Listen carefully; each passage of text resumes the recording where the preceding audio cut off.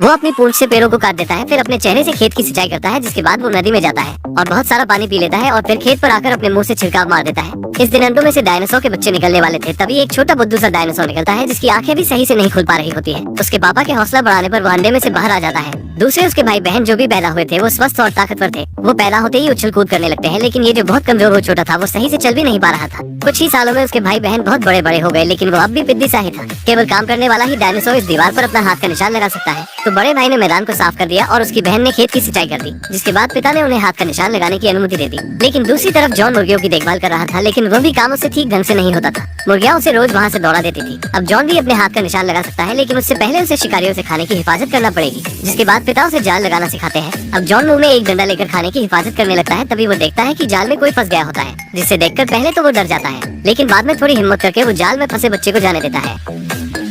पापा को इस बात का पता लगता है तो वो जॉन पर बहुत गुस्सा होते हैं, फिर उसे अपने साथ लेकर उस जंगली बच्चे को पकड़ने के लिए निकल जाते हैं। लेकिन किसे पता था मौसम खराब हो जाएगा और बिजली और तूफान आने लगेगा। इधर जॉन फिसलकर गिरने लगता है। ये देखकर पापा उसे घर ले जाने की सोचने लगते हैं, लेकिन अगले ही पल उनकी नजर बाढ़ पर पड़ती है जो उन्हीं की तरफ आ रही होती है। ये देखकर पिता अपने बच्चे को ऊपर चट्टान पर फेंक देता है, लेकिन वो खुद से नहीं बच पाता है और बाढ़ के साथ चला जाता है। पिता को खोने के बाद जब उसने देखा कि उसकी माँ अकेले काम करते थक जा रही थी, तो वो उनका हाथ बटाने के लिए राजी हो गया। एक दिन जब जॉन खाने को जमा कर रहा था तो उसने अंदर देखा कि वही जंगली बच्चा उसका खाना चुरा कर खा रहा होता है, जिसके बाद वो कसम खा लेता है कि इस बार वो उसे नहीं जाने देगा। फिर वो उसके पीछे लग जाता है, लेकिन जब वो उसे पकड़ रहा होता है तभी वो अचानक नदी में गिर जाता है। पानी की धार बहुत तेज थी, इसलिए पानी उसे बहुत दूर तक अपने साथ ले जाता है। अब जब जॉन को होश आता है तो वो देखता है कि वो बच्चा ऊपर से उसे देख रहा होता है, जिसके बाद वो गुस्सा होकर चट्टान के ऊपर चढ़ जाता है, लेकिन वो वहाँ पर उसे नहीं मिलता है। तो वो नदी के सहारे अपने घर पर आने की कोशिश करने लगता है, लेकिन बीच रास्ते में उसे भूख लग जाती है, जिसके बाद वो एक अंगूर के पेड़ के पास रुक जाता है। लेकिन वो जितनी भी कोशिश कर ले अंगूर के पास वो नहीं पहुँच पाता है। तभी अचानक उसके नीचे रखा पत्थर फिसलने लगता है।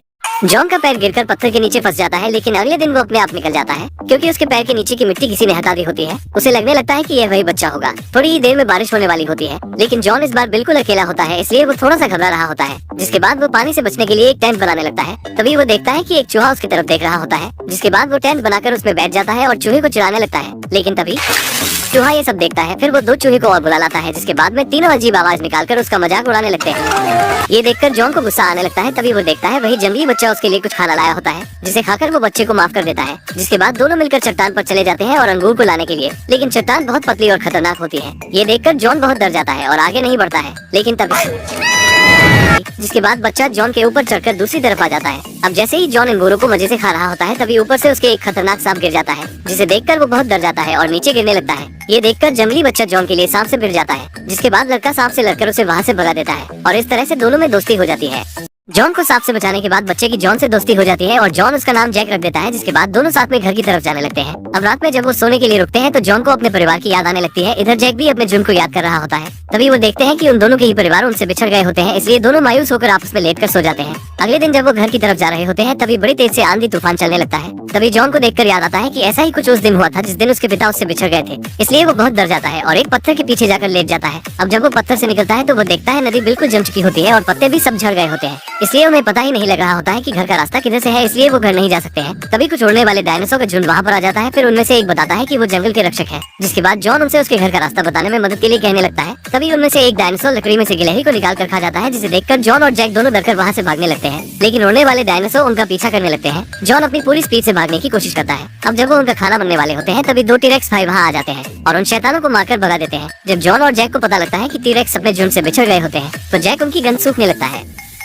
जैक ने टीरेक्स की गन सूंघी और कुछ समय में उनका झुंड ढूंढ निकाला, लेकिन वहाँ पर दूसरे शैतान डायनासोर होते हैं, इसलिए टीरेक्स जॉन से उनका ध्यान भटकाने के लिए कहते हैं। जिसके बाद जॉन वहाँ जाकर खड़ा हो जाता है और डर कर कांपने लगता है। फिर वो थोड़ी हिम्मत करके दहाड़ने की कोशिश करता है, लेकिन उसकी आवाज एक पप्पी की तरह निकलती है। जिसके बाद शैतान डायनासोर उस पर हमला कर देते हैं, लेकिन इतनी देर में टीरेक्स भाई बहन आ जाते हैं। जॉन डरकर पत्थर के पीछे छुप जाता है, लेकिन जब शैतान डायनासोर टीरेक्स को गिरा देते हैं तो वो इतनी हिम्मत कर लेता है कि वो उस शैतान डायनासोर से जाकर लड़ने लगता है और उन्हें वहाँ से भगा देता है। जिसके बाद टीरेक्स अपने झुंड को लेकर वापस आ जाते हैं। अब जब वो रात में खाना खा रहे होते हैं तभी एक टीरेक्स जॉन को बताता है यहाँ पर जिंदा रहने के लिए कमजोर को भी ताकतवर बनना पड़ता है। ये सुनकर जॉन भी तय कर लेता है कि वो ताकतवर डायनासोर बनकर दिखाएगा।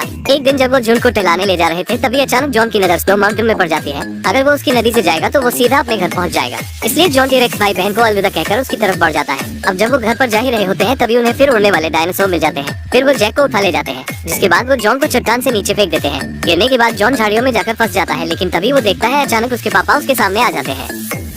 जॉन की झाड़ियों में गिरने के बाद उसके पापा वहाँ आ जाते हैं और उसे बचा लेते हैं। फिर उससे कहते हैं वो उसका बहादुर लड़का है, जिसके बाद वो गायब हो जाते हैं। तभी जॉन को होश आ जाता है क्योंकि वो एक सपना होता है। पापा के हौसला बढ़ाने के बाद वे झाड़ियों से छूट जाता है। फिर वो बहुत तेजी से जैक को बचाने के लिए जाने लगता है। अब वो नदी के पास आ जाता है तो वो देखता है कि उड़ने वाले डायनासोर जैक को खाने की कोशिश कर रहे होते हैं, लेकिन वो पेड़ के अंदर छुपा हुआ होता है। ये देखकर जॉन गुस्सा होकर उसे बचाने के लिए जाने लगता है और उन शैतान डायनासोर को नदी में फेंक देता है, जिसके बाद वो अपने पिता की तरह पेड़ को बीच से काट देता है। सारे डायनासोर पानी के साथ चले जाते हैं, लेकिन एक अभी बचा होता है जो जैक को खाने की कोशिश कर रहा होता है। जिसके बाद जॉन बड़ी तेज दहाड़ मारता है, जिससे डरकर डायनासोर वहाँ से भाग जाता है। लेकिन तभी वह बाढ़ आ जाती है। जैक को नदी में बेहोश देख जॉन उसकी तरफ जाने लगता है। अब जैक जैसे ही झरने से नीचे गिरने वाला होता है, जॉन उसे पकड़ लेता है। इसके बाद दोनों सुरक्षित नदी से निकल आते हैं। इतने सारे एडवेंचर के बाद आखिरकार वो घर पर पहुंच ही जाते हैं। तभी जॉन को पीछे से अजीब सी आवाज सुनाई देती है। जब वो मुड़कर देखता है तो वो जैक का परिवार होता है। जिसके बाद जैक जॉन को अलविदा कहकर वहाँ से चला जाता है। इधर जॉन भी अपने घर पर आ जाता है। आखिरकार वो इतना बहादुर हो गया है। जिसके बाद वो दीवार पर अपना हाथ का निशान लगा देता है और इस तरह मूवी की हैप्पी एंडिंग हो जाती है।